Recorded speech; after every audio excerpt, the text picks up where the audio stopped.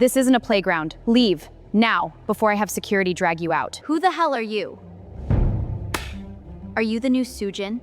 Let's see how long you last. The lobby of Kang Group had been eerily quiet for 6 months. Too quiet, until Flora Kang pushed through the revolving doors. She walked in wearing her school uniform, blazer slung over one shoulder, chin high. No hesitation. This building was hers too. Her father had said so. And today, she was done acting like a guest. She didn't make it 5 steps before Lena blocked her path. "This isn't a playground," Lena said coldly, her eyes raking over Clara like she was something filthy on the marble floor. "Leave, now, before I have security drag you out." The entire lobby seemed to freeze. Clara stopped. She tilted her head slightly, a voice low and dangerously calm. "Who the hell are you?" Lena's lips curled.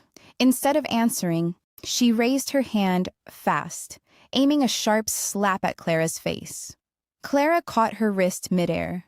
The sound of skin meeting skin echoed sharply across the silent lobby. For a second, neither moved. "Are you the new Sujin?" Clara whispered, eyes ice cold. "Let's see how long you last." She released Lena's wrist with a small push and walked past her without another glance, straight toward the executive elevators. The doors slid shut on Lena's furious, humiliated expression. 42nd floor. Kang Tae-jun rose from his chair the moment Clara stepped into his office. One look at her face told him everything. "She tried to slap me," Clara said flatly. "In the lobby, in front of everyone." Tae-jun's jaw tightened. Without a word, he pulled up the lobby security feed on the massive wall screen. The footage played clearly. Lena's sneer, the raised hand, Clara's lightning-fast block, and the cutting whisper that followed. His expression darkened. "Send Lena to my office, immediately," he ordered into the intercom, voice sharp enough to slice steel. 10 minutes later, Lena walked in with her head held high, until she saw her own face frozen on the screen, hand raised like a villain. "You didn't check the visitor log," Tae-jun said, still standing. "You didn't ask her name. And you tried to put your hands on my daughter." Lena opened her mouth, but Tae-jun didn't let her speak. "Security will escort you out. You're fired. Effective immediately." Lena's face went pale. She stared at Clara, then back at Tae-jun, but found no mercy in either gaze. Her heels clicked rapidly as she was led away, the sound fading down the corridor like a dying echo. The door closed. Silence returned. If you are new here, subscribe and hit the bell because this story is just getting started. You do not want to miss what happens next. Clara remained standing in front of the desk. Tae-jun hadn't sat down either. The air still crackled with leftover tension. Then his phone vibrated sharply on the desk.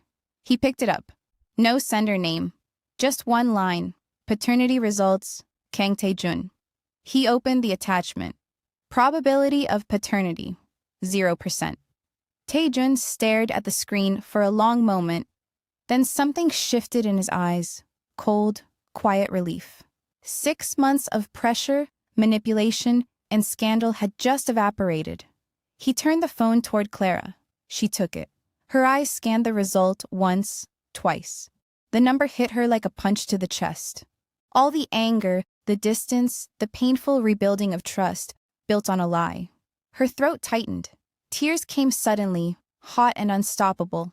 She walked around the desk and threw her arms around him. Tae-jun caught her immediately, one strong arm wrapping around her shoulders, while his other hand gently cradled the back of her head. He held her tight as her body shook with months of pent-up pain. "I'm sorry, Clara," he murmured into her hair, voice rough. "I'm so sorry for letting them get this close to you." She shook her head against his chest. "It was never your fault," she whispered, voice breaking. They stayed like that for a long time, father and daughter, finally breathing the same air again. When Clara finally pulled back, her eyes were red but steadier. She wiped her cheeks.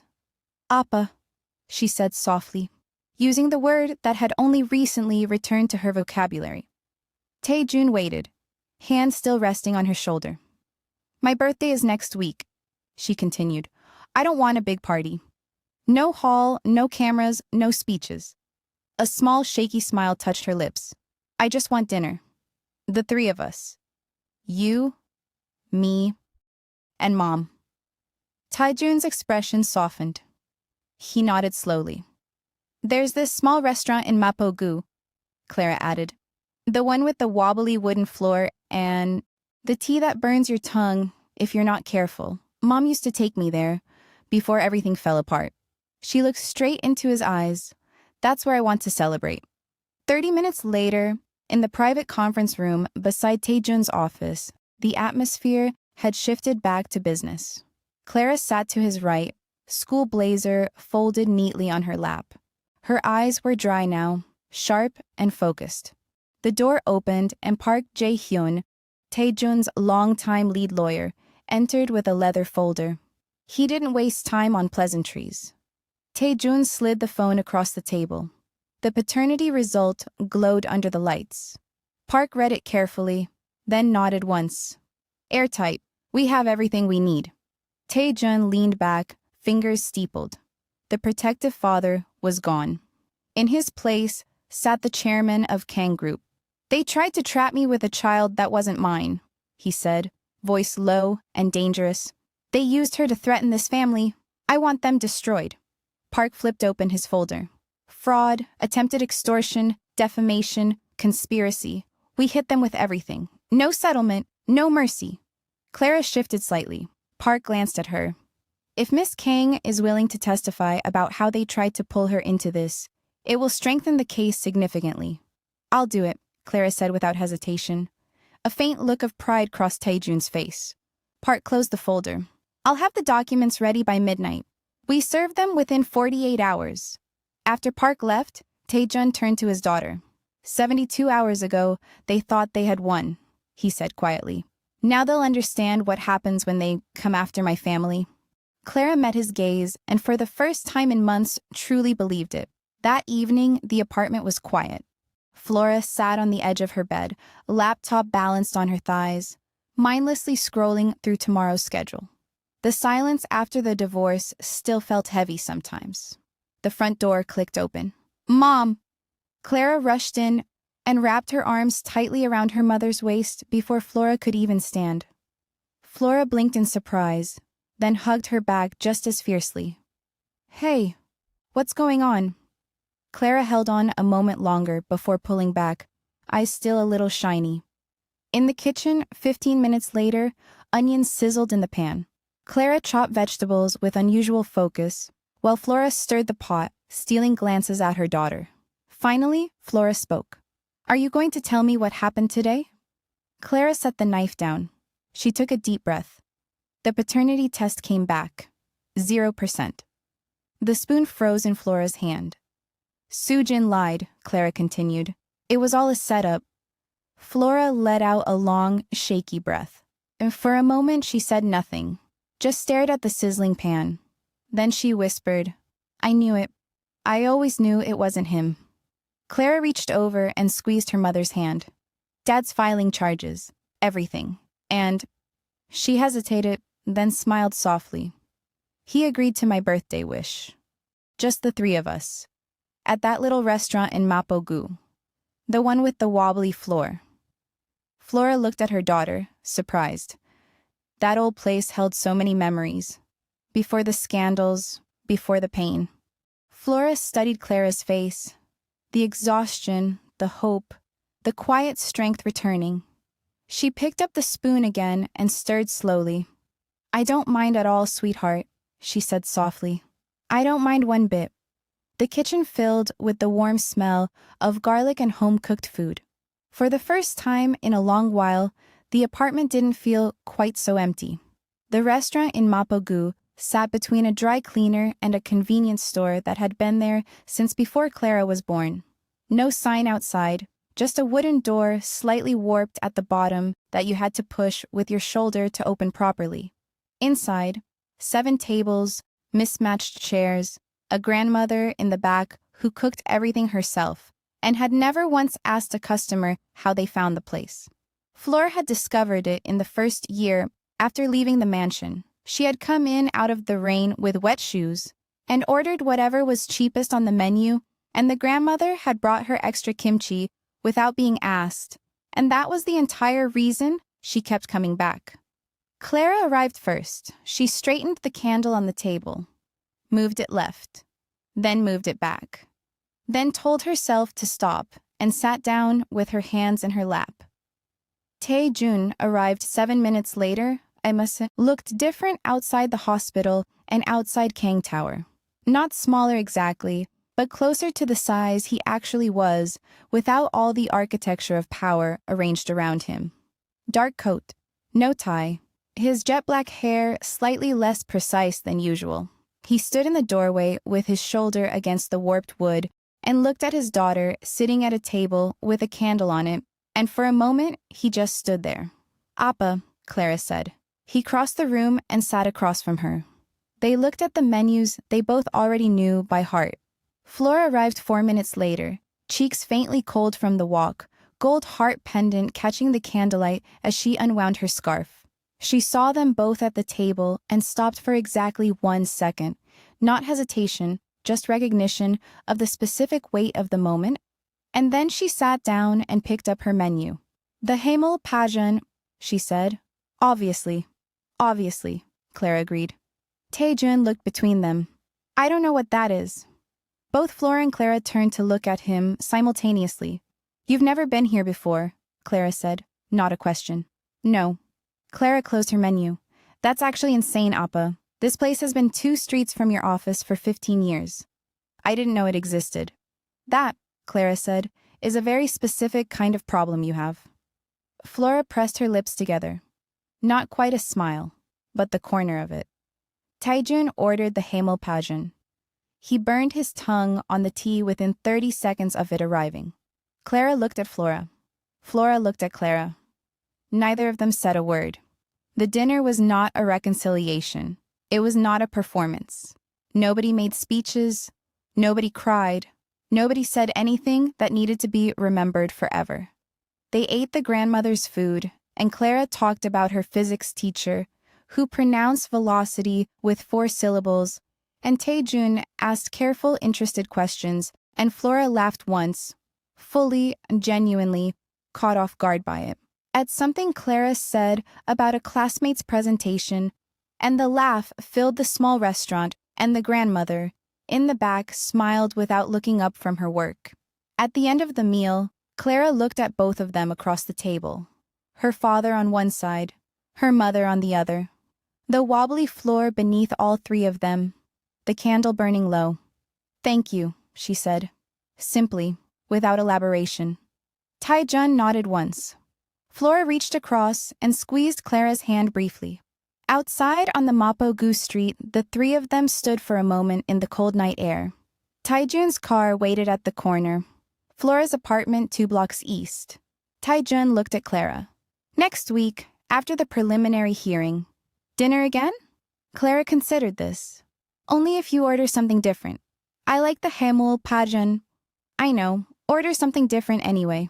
He almost smiled. Then he looked at Flora, not with longing, not with regret, just with the specific honesty of a man who understood the full inventory of what he had thrown away and was not asking for any of it back. "Thank you for coming." Flora met his gaze. "Thank you for asking Clara's opinion before planning anything." He nodded, got in his car, drove away. Clara watched the taillights disappear around the corner. Then she looked at her mother. He burned his tongue in the first 30 seconds. "I saw. He didn't even flinch." "He wouldn't," Flora said. "He never flinches at the things he should." They walked home in the cold together, shoulders occasionally touching. And Clara did not ask about Minjai, and Flora did not mention him, and the silence between them carried the specific comfort of people who do not need to fill every space with words. 3 days before the preliminary hearing, Minjai appeared at Flora's office door at 6:47 in the evening with 2 cups of coffee and the expression of a man who had decided something. "Go home," he said. "I mean that differently than how it sounds." Flora looked at him over the patient file she was reviewing. How do you mean it? You have been in this building for 14 hours. Your last surgery ended at 4. You have reviewed the same file 3 times in the last hour. She looked down at the file. I have not. Page 4. You have underlined the same sentence 4 times in 4 different colors. She looked at page 4. She had. She closed the file. I have a reservation, he said. 8 o'clock. A place I have wanted to take. You for 2 years and never had a good enough reason until now. What's the reason now? He looked at her steadily. You signed divorce papers 3 months ago. You are about to walk into a courtroom and present evidence that will put 2 people in prison. And he paused, pulling out his phone. Clara forwarded me something an hour ago and told me to show you in person. He turned the screen toward her. Clara's email. The notification still open on the forwarded message. USC Dornsife Office of Admission at the top. Dear Ms. Flora Kang, we are pleased to inform you of your acceptance to the USC Dornsife College of Letters, Arts and Sciences pre-medicine track, commencing fall semester. Flora took the phone. Her smooth caramel brown hands very still around it. She did not react immediately. She sat with it for a moment the way she sat with important things, giving them the specific weight they deserved before proceeding. She read it once, then again. Then she set the phone down very carefully on her desk. She applied, she said quietly. She never told me she applied. She told you she wanted hands like yours, Minjai said. She just did not announce the steps she was taking to get there. Flora looked at the phone for a long moment. Then she stood, picked up her coat, and held out her hand. 8 o'clock, she said. You said you had a reservation? The restaurant sat on the 31st floor of a building in Gangnam. Not flashy, not designed to impress. Just a clean room with large windows and Seoul spread out below like something that belonged to them specifically tonight. They ate slowly and talked about everything that was not the court case. USC's cardiothoracic program, the patient from Ward 3 who had brought his surgeon a bag of persimmons as a thank you, Minjai's failed attempt at making gimbap the previous Sunday, the exam they had both failed at USC 20 years ago, and the specific look on their professor's face when he handed them both back their papers. You laughed, Minjai said. I absolutely did not laugh. You did. A small horrible laugh that you immediately tried to cover with a cough. That was a cough. It was a laugh, Flora. She picked up her wine. It was a small laugh, because your face was extraordinary. He looked at her across the table. This woman he had watched choose the wrong door for 20 years and had never once stopped believing would eventually find the right one. My face was perfectly composed. Your face, she said, looked like a man who had studied for the wrong exam entirely. I had studied for the wrong exam entirely. I know. That is why I laughed. They stayed until the restaurant closed around them, and neither of them noticed until a very polite waiter appeared at the table's edge and said in Korean that they were welcome to continue sitting, but the kitchen had gone home. They laughed, both of them at the same time in the same key. And that specific laugh in that specific moment carried the weight of every year they had not been sitting at a table like this. Walking out into the Gangnam night, Seoul bright and cold and entirely indifferent around them, Minjai's hand found hers without ceremony. She did not look down at their joined hands. She did not make a thing of it. She simply walked beside him, and the city went on around them, and that was entirely sufficient. Clara found the forwarded email screenshot on the kitchen table the next morning. Flora had printed it and placed it deliberately propped against the tea kettle with a single sticky note. I found this before you did. We need to talk about the application you submitted without telling me. Clara stood in the kitchen doorway in her pajamas staring at it for a full 30 seconds. Then she picked it up and read it and sat down on the kitchen floor. Not because she was overwhelmed. Just because the floor was where things happened in this apartment, where truths got said, where tea got drunk, where the important conversations happened between 2 people who preferred honesty to furniture. Flora came in wearing her scrubs already, coffee in hand, and sat down on the floor across from her daughter. Pre-medicine, Flora said. Pre-medicine, Clara confirmed. USC. USC. Flora looked at her daughter across the kitchen floor. The gold heart pendant at her collarbone. The same pendant she had bought herself in Los Angeles before she ever became anyone's wife or anyone's chief. Before she became Dr. Flora Kang. Before she laid all of it down and then picked it back up with both hands. Why didn't you tell me you applied? Clara looked at her hands in her lap. Because if I didn't get in, I didn't want you to look at me differently. I would never— I know, Clara said quickly. I know you wouldn't, but I would have looked at myself differently. She looked up. And because I wanted it to be mine first, before it became ours. Flora held her daughter's gaze for a long moment. It's yours, she said. Completely yours. I just happen to know the campus extremely well. Clara picked up the printout again. Read the first line again. Smiled the small private smile of someone who worked for something in complete silence and watched it arrive exactly as imagined. There's one more thing, Clara said. Flora waited. I want to tell Dad today, before the hearing tomorrow. Flora nodded. Then tell him today. Will you come with me? No, Flora said simply. That conversation belongs to you and him. I will be here when you get back. Clara nodded. She stood from the kitchen floor, picked up the printout, held it against her chest for one moment, then looked at her mother. Mum, the himel pajon at that restaurant. Yes? Dad ordered it 3 more times before we left. I counted. Flora picked up her coffee. He always knew what was good for him, eventually. Just took him 20 years. The court case opened on a Tuesday morning in late autumn, when Seoul had turned the specific gold and amber of a city preparing seriously for winter. Seoul Central District Court. Courtroom 7. 9 a.m. The room filled quickly. Park Ji-hoon's lawyers arrived first. Expensive suits, leather briefcases, the posture of men paid to appear unworried. Then the prosecution team. Then the press contained to the designated area, but present and attentive. Clara and Tae-jun arrived together. She wore a dark coat and her hair pulled back cleanly, and she walked beside her father through the courthouse corridor, with her chin at the exact angle it held when she walked into Kang Tower and caught Lena's wrist midair. Tae-jun walked straight and said nothing, and the two of them sat on the claimant's side and did not look at the defendant's table. Park Ji-hoon was already seated.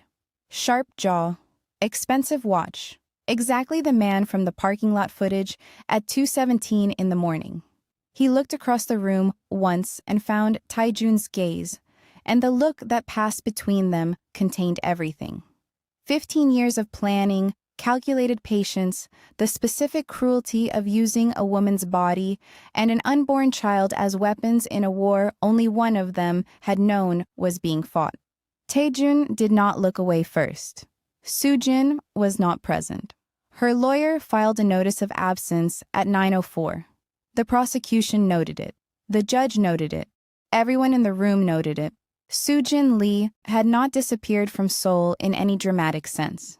She had simply disappeared from the consequences of everything she had built, and the specific silence of her absence landed louder than anything she could have said from the defendant's chair. Park Jae-hyun opened with the evidence. Clean, methodical, devastating. The parking lot footage timestamped 2:17 in the morning, the intercepted phone call. If he dies, we get the company. If he lives, he owes us. Either way, we win. The blackmail text from Sujin's registered number. The fabricated financial records traced directly to Park Ji-hoon's own firm. The timeline assembled with the precision of a man who had spent 3 months leaving no gap. Then Flora walked in. She had been added to the prosecution's witness list 48 hours before the hearing. The news had moved through Seoul's corporate and legal circles like electricity.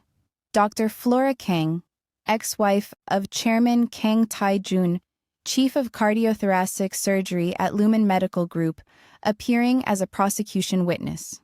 She wore dark teal surgical scrubs under a pressed dark coat, gold heart pendant at her collarbone, honey brown blunt-cut bob sitting perfectly. She walked to the witness stand with the same unhurried certainty she brought to operating rooms and boardrooms and hospital corridors. The specific stride of a woman who understood that how you enter a room is the first piece of evidence you present. She sat. She looked at the judge. She did not look at Park Ji-hoon or his lawyers or the press or Tae-jun. She looked at the judge and she waited. The prosecutor stood. Dr. Kang, you were the attending surgeon on the night of Chairman Kang's cardiac event. Is that correct? I was. And you personally initiated the investigation into the events preceding that cardiac event? I did. Walk the court through what you found. Flora folded her hands in her lap, and she began. She spoke for 40 minutes. No notes. No hesitation, no performance. Just the specific clinical precision of a woman who had assembled every piece of evidence across a single sleepless night and stored it in the same mind that held surgical procedure sequences through 14 years of stillness. She described the parking lot footage, the intercepted call, the blackmail text, the board meeting at 5:48 in the morning. She laid each piece before the court in terms so exact and so clear that the room went progressively quieter as she spoke. Not from boredom, but from the specific hush that descends when everyone present understands they are watching something extraordinary happen. Park Ji-hoon's lawyers cross-examined for 22 minutes. Flora answered every question without raising her voice or becoming defensive. Just the same quiet precision of someone who had operated for 6 hours on a failing heart and was not remotely intimidated by a lawyer in a good suit. When the cross-examination ended, the lead lawyer sat, and his expression belonged to a man who had attempted surgery on a patient who turned out to be a better surgeon than he was. Clara testified the following day. She sat in the witness chair in her dark coat and spoke for 31 minutes about everything she had seen and heard. From the night her father collapsed to the morning she watched security footage of a man kissing a woman's forehead in a rainy parking lot before driving into the Seoul night. She spoke about hearing Sujin's voice through the slightly open ICU door. She spoke about the recordings, the names, the timestamps. She spoke precisely, calmly, without drama, with the steady directness of a girl who had her mother's eyes when she was telling a difficult truth. Tae-jun sat directly behind her the entire time and did not look away from his daughter's face once. When Clara stepped down and returned to her row, Tae-jun placed his hand over hers on the armrest and she let him leave it there. Neither spoke. The courtroom continued around them. But that hand, that quiet gesture, worth more than anything either of them had said or could say. The twist arrived on day 3. Park Jae-hyun was presenting Park Ji-hoon's financial timeline when one of the prosecution's junior lawyers slid a document across the table. Park Jae-hyun read it. Something shifted almost imperceptibly in his expression. He requested a brief recess. In the corridor outside courtroom 7 Park, Jae-hyun showed Tae-jun the document. Clara stood 3 feet away and watched her father's face as he read it. She had watched that face carry shame and grief and remorse and determination over the past year. This expression was different, older, quieter, more complicated than all the others. Sungwoo Capital, Tae-jun said quietly. Park Jae-hyun nodded. That was 15 years ago. Park Ji-hoon is Han Sung-woo's youngest son, Park Jae-hyun said. He changed his name legally 12 years ago. We missed it in the initial background check. Clara looked at her father. Who is Han Sung-woo? Tae-jun was quiet for a moment. The autumn light fell through the courthouse window and across his face, and in it she could see 15 years of something settling differently. Not lifting, just redistributing into a shape he now understood had a name. A man I did business with, Tae-jun said. Before you were born, we built something together, and the deal went wrong, and I walked away from it, and he lost everything." He paused. "I told myself it was just business, that it was his fault for not reading the contracts carefully." Another pause that carried everything. "I was not honest with myself about what I actually did." Clara absorbed this slowly. The lobby of Kang Tower, Lena's cold eyes, the paternity test, Sujin's pregnancy, the blackmail text, the cardiac event on the 38th floor. Every single piece of it born from a decision Tae-jun made 15 years ago and walked away from without looking back. "So Park Ji-hoon did not want the company," she said carefully. "He wanted you to lose what his father lost." Tae-jun said nothing, which was its own answer. "Did his father survive?" Clara asked. "He died 4 years after losing the company, his wife shortly after." The courthouse corridor went very quiet. "Then I understand why he did it," Clara said. Tae-jun looked at his daughter with the specific shock of hearing a 16-year-old understand something it had taken him 15 years to confront. "Understanding why he did it does not make what he did acceptable," Tae-jun said carefully. "No," Clara agreed, "but it makes it explainable, and you cannot fix what you refuse to understand." She looked directly at her father. "You need to be genuinely sorry for what you did to his father. Not sorry because it came back. Sorry because it was wrong in the first place." Tae-jun looked at his daughter for a long time without speaking. "When did you become this person?" he said quietly. Clara straightened her coat. "I had a very specific education." They walked back into courtroom 7. The verdict arrived 12 days later. Park Ji-hoon, guilty on all charges: fraud, conspiracy, attempted extortion, criminal defamation, 4 years. Sujin Lee, convicted in absentia. Arrest warrant issued. Whereabouts still unknown. Tae-jun sat in the courtroom and heard the verdicts read and felt something he had not expected. Not triumph, not the satisfaction of winning. Just the quiet acknowledgement that what broke had been accounted for. That consequences had arrived for everyone including himself, and that accounting, however painful, was the only honest foundation anything could be rebuilt on. Clara sat beside him. She heard the verdicts and nodded once, small, decisive, final, and looked at her hands in her lap. Outside on the courthouse steps, the autumn air hit them both. Seoul going about its afternoon entirely indifferent to what had concluded inside. Clara looked at the city, then at her father. "Appa." "Yes. I got into USC." Tae-jun turned. "Pre-medicine track," she continued. "I want to study cardiothoracic surgery. I want to be a heart surgeon." Something moved across his face that carried no simple name. The particular expression of a man confronting the specific beauty of something his own choices had almost prevented. "Your mother's field," he said. "Her hands," Clara said. "I want hands like hers." Tae-jun was quiet for a long moment.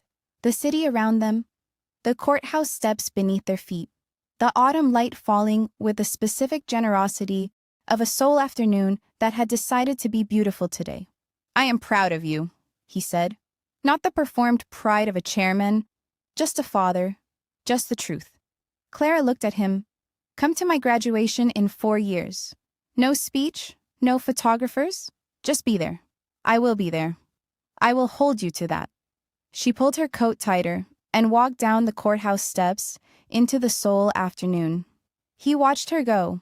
This girl who had caught Lena's wrist in a corporate lobby, who had spoken truth to a full courtroom, who had absorbed the full weight of 15 years of her father's past without flinching, and had chosen anyway to leave every door she walked through slightly open behind her.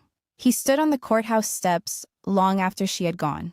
2 days after the verdict, Flora's phone buzzed on the Lumen desk. Unknown number. 2 words. "I'm sorry." Nothing else. No name. No explanation of whether sorry meant the pregnancy or the nightgown or the ICU corridor or the 14 years of a marriage she had helped dismantle, or the plan she had built with a man who had used her as efficiently as she believed she was using him. Flora read the message once, set her phone face down on her desk, picked up the patient file she was reviewing, and continued from where she left off. She did not reply. She did not try to find her.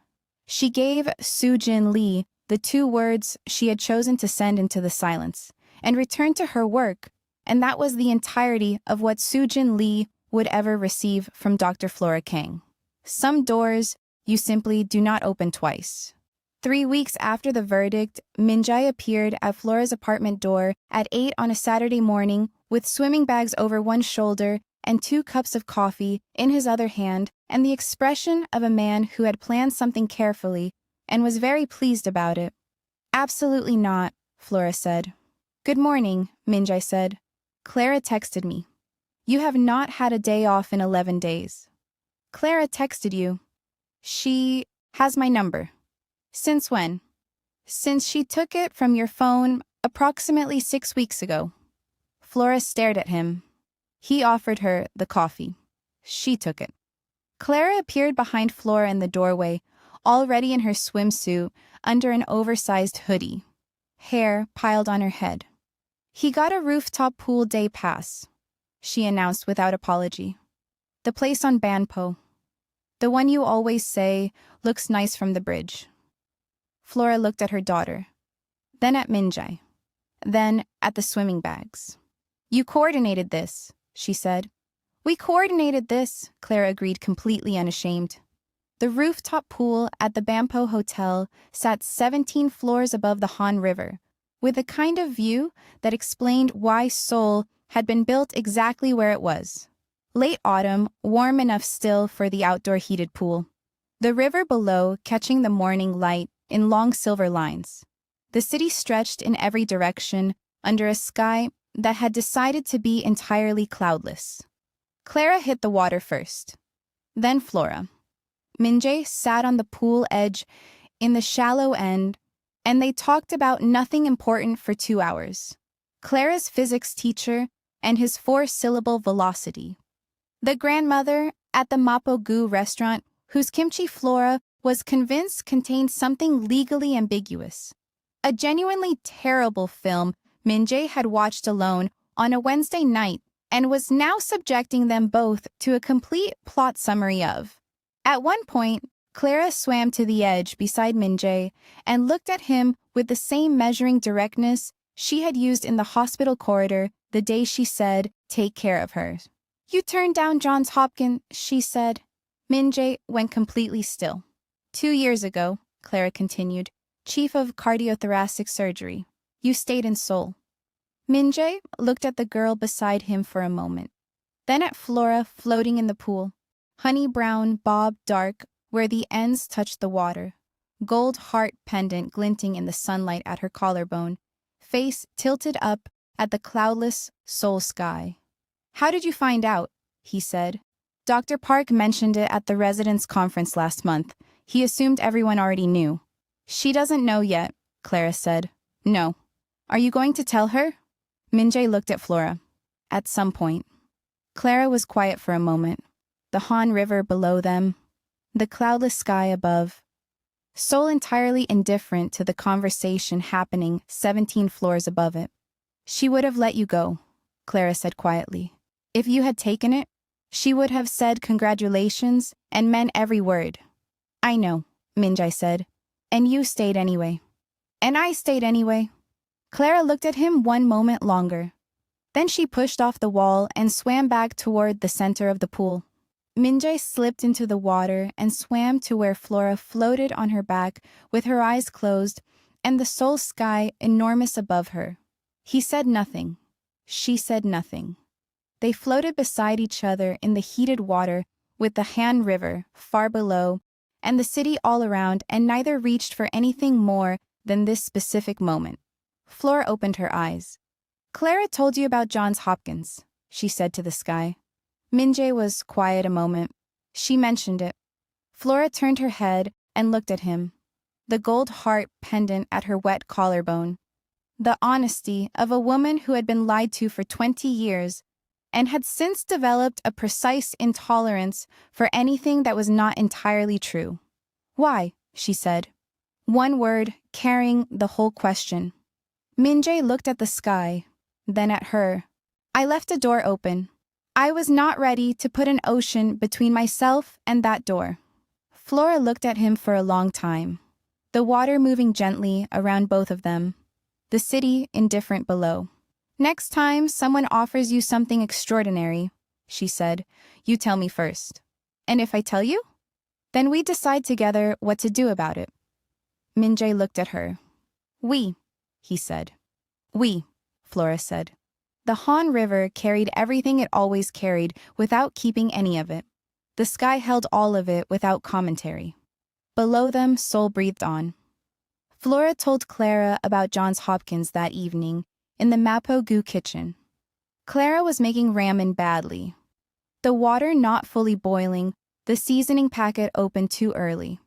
And Flora sat on the counter and watched her and said it simply the way she said everything that mattered.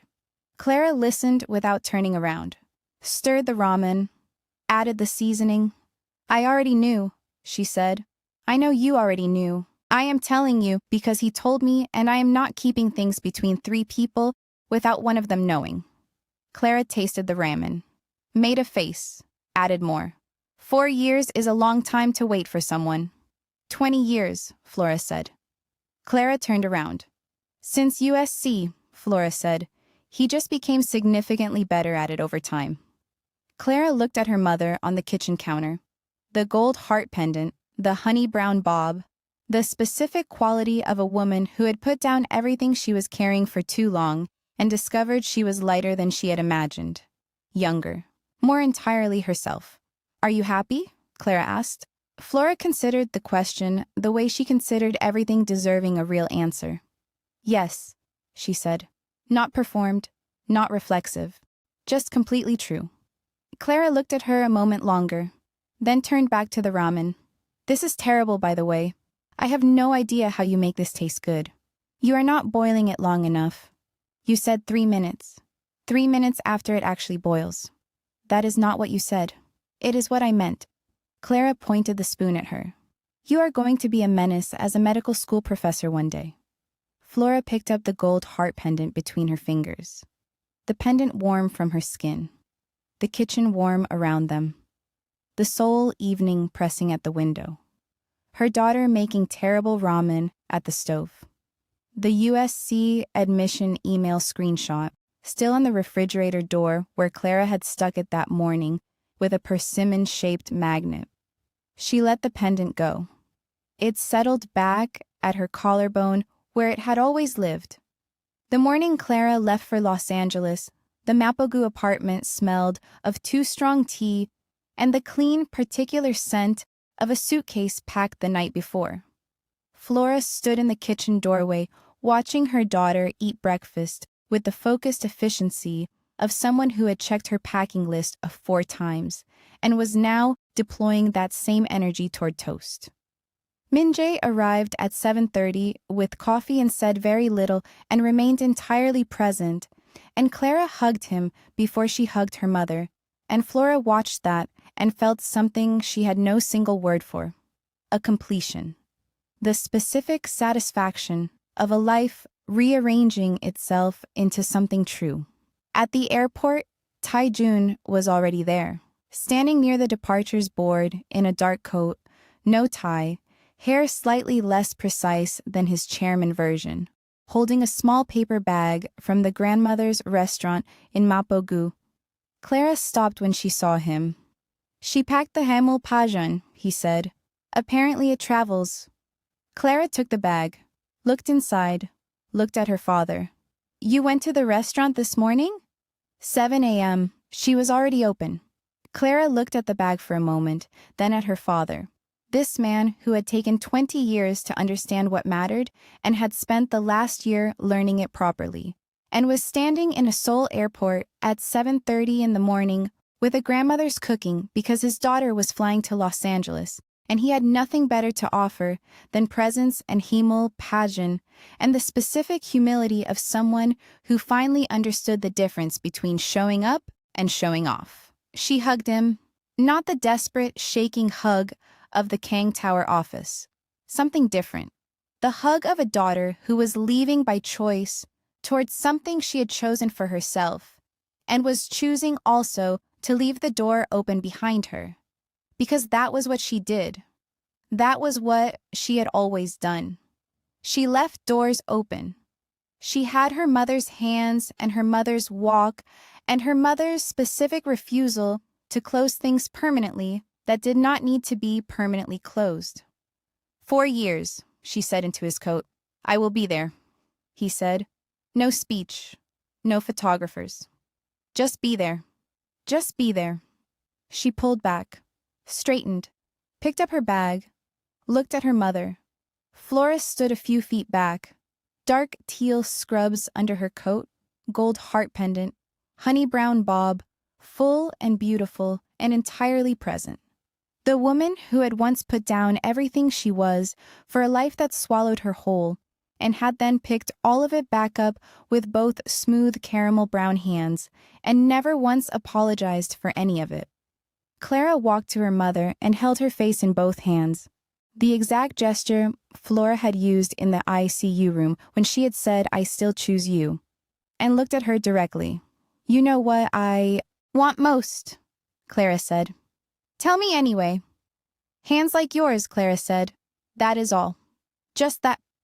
Flora covered her daughter's hands with her own, the gold heart pendant warm between them, the airport going on all around them, the Los Angeles flight boarding in 38 minutes. You already have them, Flora said. Clara smiled, released her, picked up her bag, walked toward departures without looking back because she had her mother's walk too. The specific, unhurried certainty of someone who has chosen their direction and is simply going.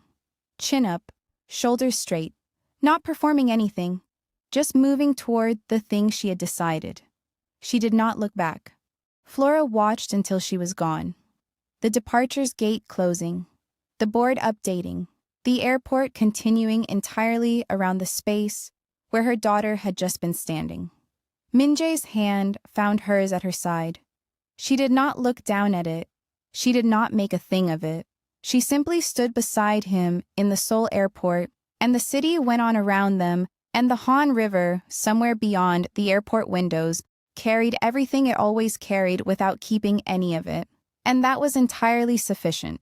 She was Dr. Flora Kang, Chief of Cardiothoracic Surgery at Lumen Medical Group, the woman who repaired hearts and signed papers, and chose herself without ceremony, and raised a daughter who was currently walking through a departures gate toward a university in Los Angeles to build hands that could do the same thing. The gold heart pendant was warm at her collarbone. It had always been warm at her collarbone. She reached up and held it between her fingers for one moment. The small gold heart she had bought for herself in Los Angeles before any of this, before all of it, before she became anyone's wife, or anyone's chief, or anyone's anything other than a young woman in a city that did not yet know her name. She let it go. She looked at Minjai. He looked at her. Walk me to the car, she said. He did. And the city received them both, soul bright and cold and relentless and entirely prepared to continue. And the Han River ran on, and the autumn light fell over everything without preference. And Dr. Flora Kang walked out of Seoul Incheon International Airport into the morning with the man who had waited 20 years, and the pendant warm at her collarbone, and her daughter somewhere above the clouds, already on her way to becoming the surgeon she was always going to be. It was already enough. It had always been enough. She just finally knew it completely. If Flora's story moved you, if you have ever watched someone rebuild themselves from the inside out and refuse to look away, drop a comment below and tell us which moment hit you the hardest. This was episode 4, the epilogue.